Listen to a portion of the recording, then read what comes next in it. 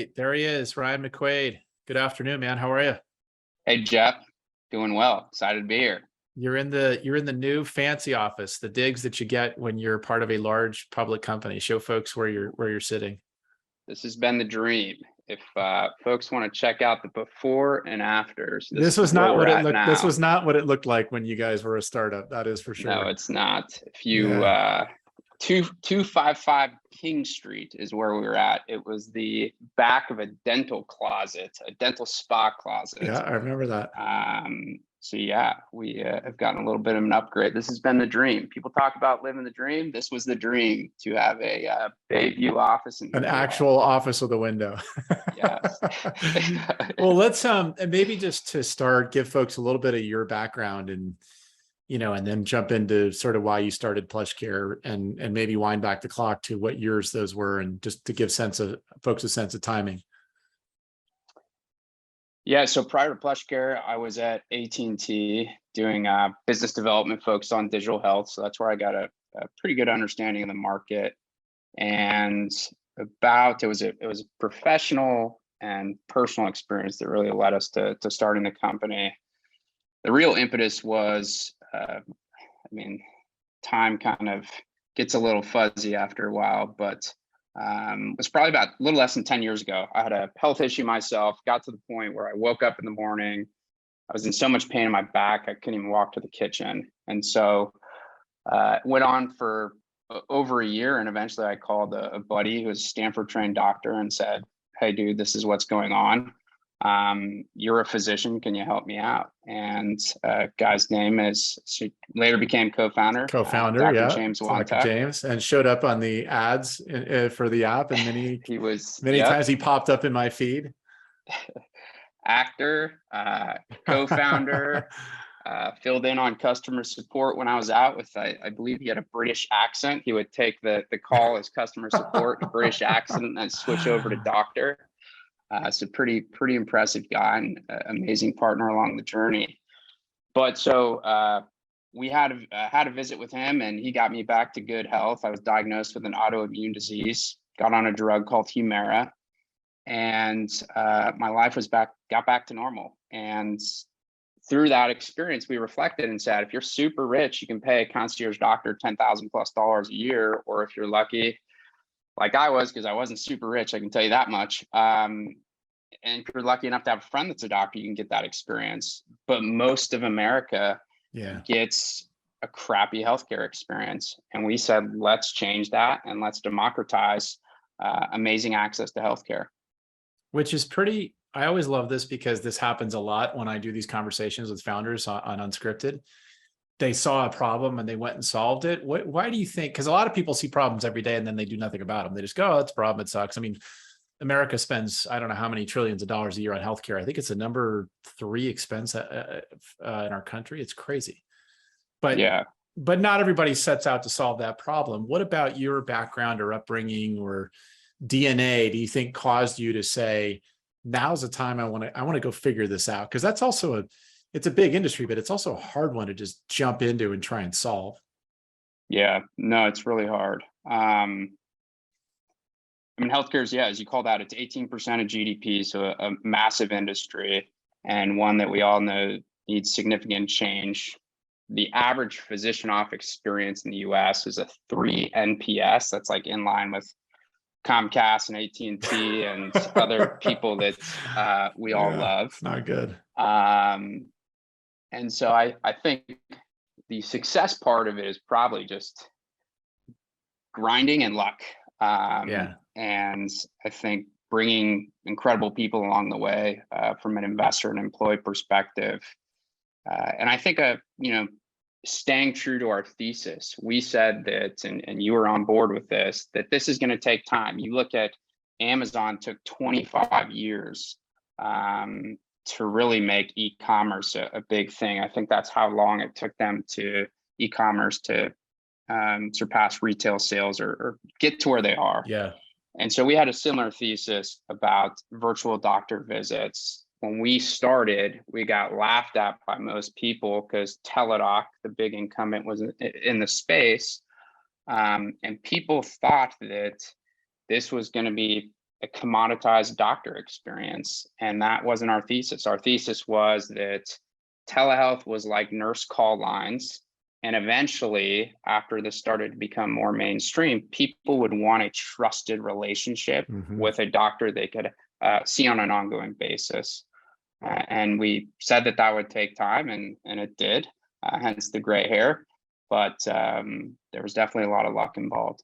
And you guys, I mean, you were so intentional about that from day one. I remember at one point I asked you why it was called PlushCare, and you said you wanted it to sound like a luxury experience, and for folks who don't know, Teladoc's kind of a call center model that they offer to employers to offer to their employees, or at least it was at the time. And you guys really said, we're going to come in with a better experience. It's going to feel like a great experience for the consumer. And I remember you guys from day one, I mean, we invested in 2015, the Series A, and your NPS score was like 80 or 85 or 90. 90, and you benchmarked it against like the best brands in the world and said, we specifically don't want a low end call center type NPS score. And I just love how intentional you guys were about the entire strategy for the company from day one. So much so that you named the company in a way that it would push you in that direction. It was pretty cool. Yeah, no, 100%. And again, I think it was getting people on the boat that were passionate and had that same belief as us, because there was a lot of people that had the belief that physicians were just a commodity and this was a race to the bottom and experience did matter. So having the right people and the right thesis was important, and staying true to that. So on that front, can you talk a little bit about the things you and James had to do in the early days to kind of get this off the ground? Because it sounds great. And today, 2022, 2023, hopefully certainly a lot more people, via the COVID pandemic have had an experience using, video to do a doctor's visit. I think it spiked pretty dramatically during 2020 and 21. But to get that flywheel going in the early days, I mean, you guys had to source doctors, you had to build the technology, you had to convince patients that it was okay to talk to somebody they'd never met before. And then obviously there's a giant regulatory framework that you guys had to deal with. Can you just talk a little bit about some of the early challenges that you ran into in year one and year two and how you overcame them? Yeah, I mean, the biggest challenge I think at first was there was already a few companies in the category. And so we were first-time founders, and I think, it was challenging to raise money. And we knew that, and we said, we got to have proof points here. And so bootstrapped the business. I coded V1 of the website. I couldn't go learn to be a doctor. That would take too much time, and I wasn't smart enough.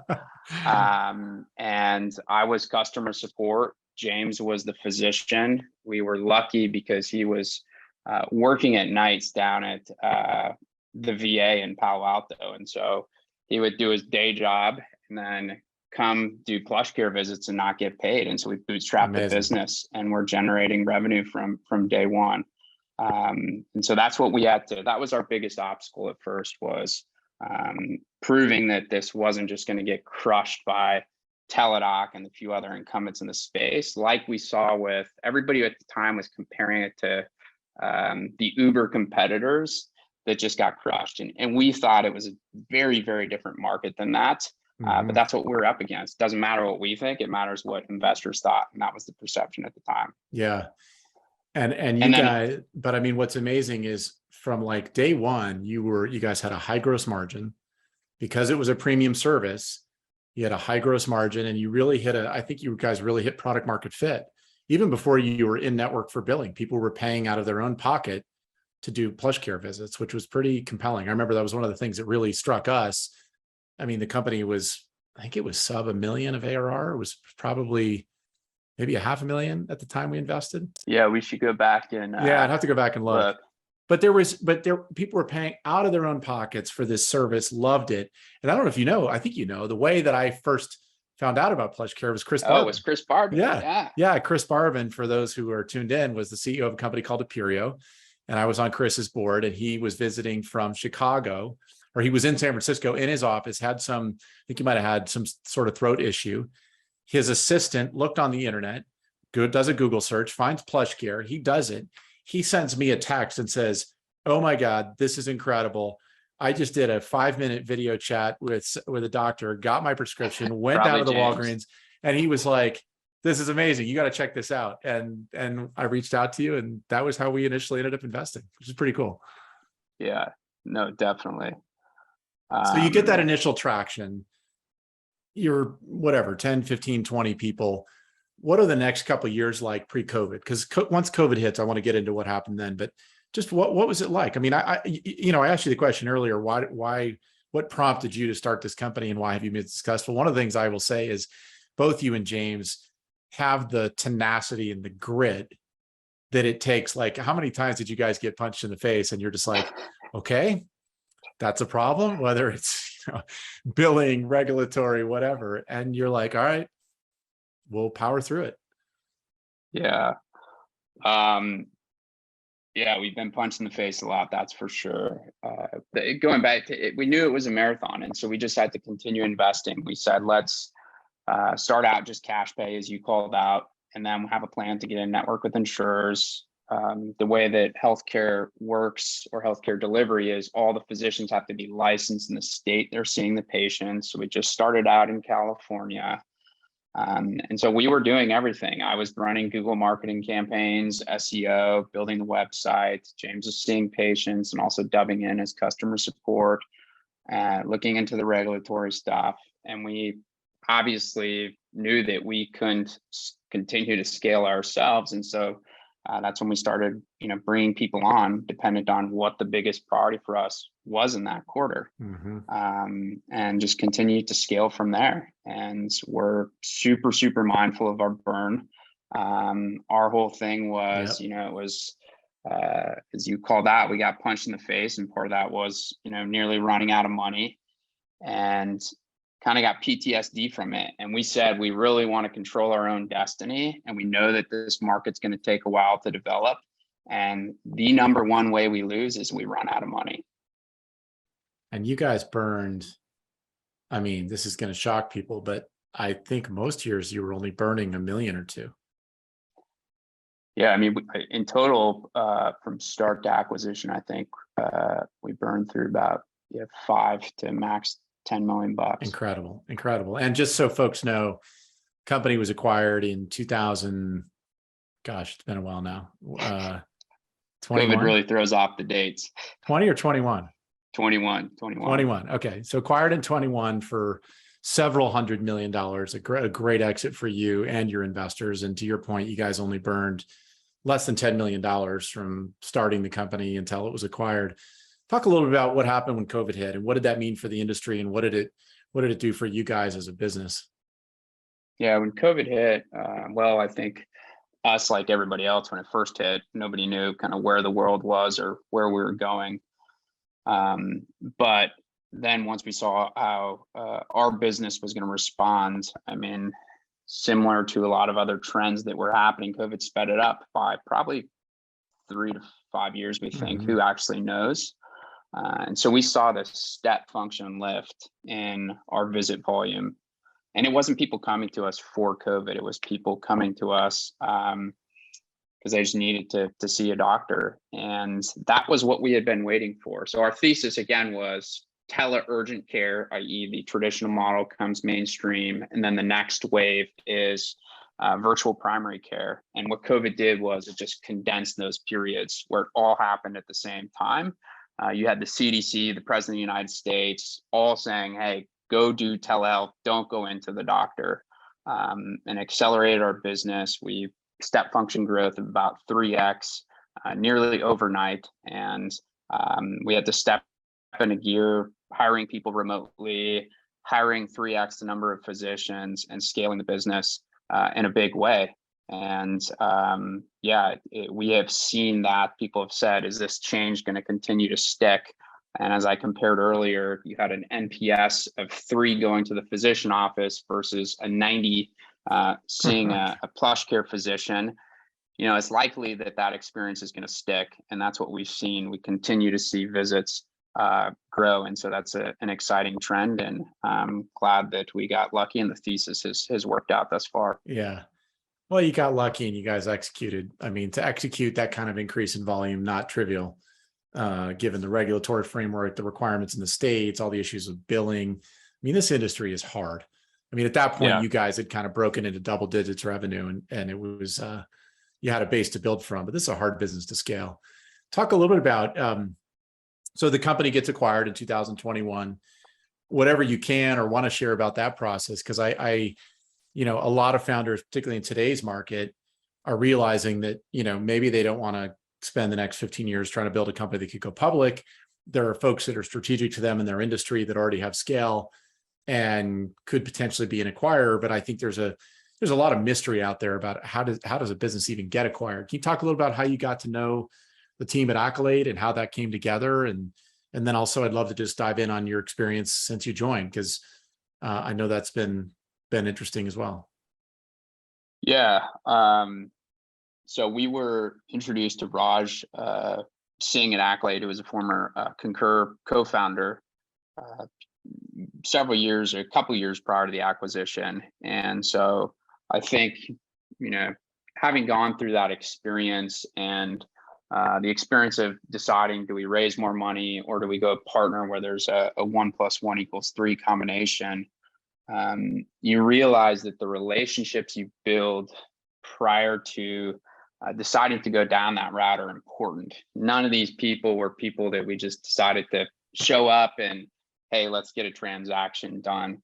The relationship was incredibly important on both sides for us as well, because this was going to have to be a place that we go work. And so we were fortunate that we had investors that had confidence in whatever we thought the right strategy was. And again, that was raising more capital to go standalone or combine with somebody else. And we saw, as I mentioned, an opportunity in which Accolade, who we combined forces with, had an enterprise distribution force. We were all direct to consumer. So that made a ton of sense. That's what we would have raised capital to go do. And they also had product capabilities that were synergistic to ours. We found that in healthcare, there's so much that goes beyond the doctor visit that has friction. I get referred in to see a lab. Well, what's that lab going to cost? I get referred in to see a specialist. And so Accolade's business was benefits, navigation, and advocacy. And it was just such a strong partner, such strong synergies on both sides. And so that's the direction that we ended up going. Yeah. A couple of things I want to drill down on there. One, you mentioned the relationship, and I think and it's funny, I had the same experience when I sold my company. It was to a business that I had gotten to know over the course of a year, right? A lot of people think, oh, I'm just going to raise my hand and company will get acquired. It's not how it works. But part of the benefit for the acquirer there is getting to watch you guys, getting to know you, getting to watch you execute on the growth of the business. You did what you said you were going to do. You either meet or beat the plans you gave them. You were meeting and beating the plans you were giving the board. You were burning a very small amount of cash. I think a lot of startups don't realize, a lot of larger companies don't want to buy a company that's burning a lot of cash. They can't go to their next quarterly earnings and say, oops, we missed EPS because we bought this company that was burning 20 million a quarter. So you guys were just in a very important strategic position. The other thing that I loved was you had options, right? You felt very comfortable. It's like sitting at a poker table. You felt very comfortable with the company being acquired, raising additional capital, running it without additional capital. I mean, you really were in a good position where you could negotiate from a position of strength and also create a ton of option value for you and your team, which I thought was really impressive. And a lot of folks, when it comes time to get into that conversation, their alternative options aren't that attractive. And you guys were in a great spot at that point in time.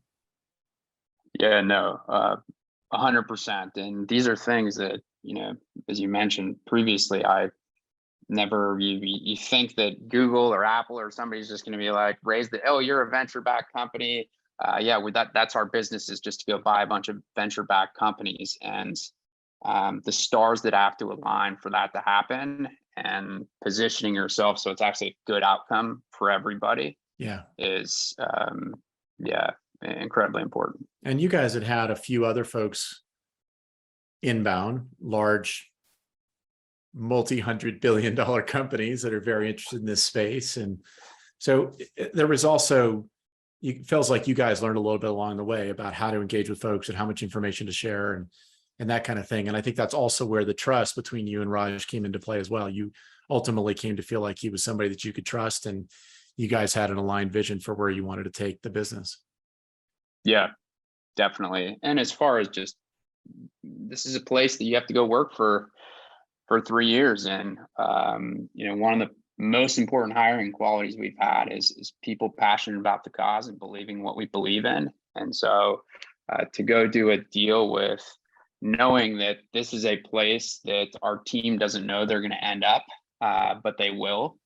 And, it was incredibly important to make sure we have somebody aligned with the mission, aligned with our core values, and operates in the same manner that we operate. So getting to know Raj and the team there was hugely important, and you don't actually know until you're on the other side. And I couldn't be more grateful for how things have panned out. And you ask anybody on the team what they think of the Accolade leadership or even kind of Accolade culture, they would say it's very similar to ours. So very glad how it worked out.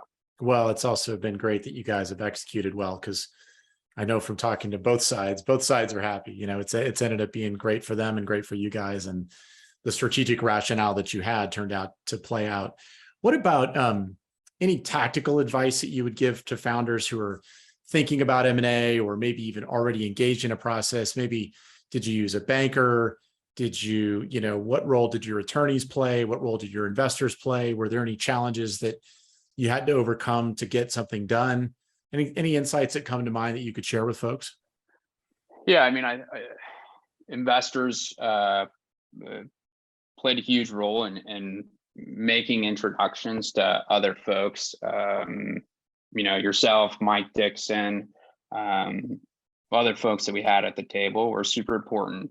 I think coming from the angle of, we're not looking to sell the company, but really getting to know other people out there, and a lot of it genuinely around potential partnership opportunities. So leveraging the network of your investors, or our investors in this case, was super important. Likewise with attorneys, people that have been there, I would say, I'll throw out Fenwick and Esquivel, just a huge partner all along the way. Both on the personal side when things got hard, but also on the professional side, somebody that was a complete ninja, the entire team over there, and just, they've done this a million times. And I think that's one of the biggest issues, is people hire people that just don't know what they're doing. So both on the raising funding side, I remember when we did the Series A, our docs were a complete mess. And so we learned from that. I do remember that. You're like, hey, dude, let's move over here. To your credit, you did switch to Michael, and it turned out to be a good bet. I tell a lot of founders, you don't know how important that counsel role is until you know. And then when you know, you go, oh man, am I ever glad I had somebody that really knew what they were doing in my corner, even for things like deal with employment issues or board governance, or but in M&A, you really see it. Yeah, no, totally. And what we found is, what we try to do is find one firm that does everything. So on the regulatory side, we had an awesome firm as well, but the corporate side, it is important to make sure you got people that are very good at what they do. And then on the banker side, this is another one. I think founders think, hey, I want to go sell my company. I put my for sale sign up and then go hire a banker. And I think, you and Dixon and Esquivel and others around the table really taught myself and James how it works and what the right strategy is. And so as a first-time founder, to have investors, a lawyer, that can really guide you along the way, was incredibly important. Well, the number one variable though is what you guys did, which is you built a great business, right? It was growing fast, the burn was low, the team was good. When you do get out into the market, and people sort of, having sat on the other side once I was part of Verisign after they bought my company, and then being an acquirer, instantly, the minute we looked under the covers, if we saw the right combination of financial profile, team, it was way more interesting. It's the companies that are really in a tough spot. And we saw a lot of this last year and the prior year, these companies that have super high burn rates, because it's really hard for an acquirer to come in and acquire your business when A, the business isn't that well run, and B, your other options aren't very good, because they know that. They know you don't have a lot of options at your disposal. So you guys put yourself in a great spot. And I love the fact that you're having a great experience at Accolade. Raj is a pro. The team is awesome. I remember the first time we met with them and they were sort of walking us through their business and why they thought PlushCare was interesting. And you could just kind of tell that there was a lot of thoughtfulness there and a lot of reasons to be bullish on the next 10 years. I mean, it's still so early in this space. Yeah, 1,000%. And again, just going back to, in your case and Dixon and Esquivel's and the people that we brought to the table, it's like good people that you want to work with. And I think it was the same with Raj. Yes, he's a rock star. They sold their company for $9 billion. No, he doesn't need to actually be working or doing this anymore, but no, he doesn't. He loves but he it. loves it. He's super humble, yeah. And he loves the battle. And so, just finding people like that, I've found are just really changed the trajectory of the enjoyment you get out of what you do. And then I think also as far as getting luckier and being successful. And I think it's great for founders to hear from somebody like you that you're having a great experience. Because I think a lot of people assume they sell their company and they're like, well, I'm done. And I know for me, I went on to work with Mark McLaughlin, who, similar to Raj, was a total rock star, went on to be CEO. He's CEO of VeriSign, the CEO of Palo Alto Networks, and one of the great leaders in Silicon Valley. I never would have met him had I not, if he hadn't bought my company. And so it's just, it'll change the trajectory of your career. And so I'm thrilled that you're having fun with it. And it wasn't like the end for Team PlushCare, right? You guys are going on to crush it and the business is doing great. And it's really fun. What, any other thoughts on, I don't know, maintaining sanity? A lot of founders I work with are having kids for the first time and moving and buying homes, right? You and I used to talk about this, like, peak family life is also peak entrepreneur life. And any advice that you'd share with people on how you managed all that, or still are managing it? Still trying to figure it out. So I'm in the office. Yeah, exactly. Get out of the house. No, it's I was talking to another friend who was thinking of going to start something and said, well, should I wait to get married and this and that? And, a lot of this stuff you can't control and you just need to figure out along the way. So, over the last 4 or 5 years, got married. We have a 3-year-old, a 2-year-old, and a baby on the way in December, 2 dogs. We were living in an apartment in San Francisco, and pardon my language, but it was just complete fucking chaos. Yeah. I remember in a lot of these meetings, I'm working out of the kitchen, my wife's screaming at the kids, dogs are barking, but you figure it out, and definitely don't let that prevent you from going out and swinging is my opinion. But it definitely makes things a little bit harder, and you need to make sure that the family's happy and doing well. Well, you've clearly done a good job of it. So congrats, man. I'm psyched for you. I Thanks for appreciate spending a it, little bit of Jeff. time with me. Any final words you'd share with folks? I love that. I mean, I think the experience you had during our time working together is kind of what everybody has. Like, and you either survive and become more resilient and enjoy it and learn to enjoy it along the way, because it kind of is the ride, right? I mean, it's sort of like, I remember a mentor said to me at one point, he goes, "This is it. Like you're not planning for some other life. Like this is the life, and you might as well enjoy it." So I think it's a Navy SEAL. Embrace the suck, I think the SEALs say. And I think that's really it. Like, some people are wired to love getting punched in the face and getting back up, and some people aren't. And I would say, if you're not, maybe the entrepreneurship is not the right direction to go. But I would say it's not always fun in the moment, but looking back is, when you smile and feel like we're just doing great things and building incredible relationships, as I mentioned, with the people that I called out. So, and these are relationships that you'll maintain for the rest of your life. Totally. And so I couldn't be more happy with how things have panned out. Awesome, but I do have a lot of gray hair. Yeah, well, it happens. I've got some coming in over here. All right, man. That's Congrats. the difference of, I can say this as a 2-time entrepreneur yourself. That's the difference of VC an entrepreneur, typically maybe more gray hairs More going our gray way. hair. But Yeah. you were in that boat, so Yeah, I've been better there. genes. Better I'm genes. just glad my hair's still here. That's the goal that you and I should both have, is let's just make sure the hair stays there. All right, man. Great to see Jeff. you. Thanks for spending time with me. I appreciate it. Likewise. All right, Ryan. Take care, man.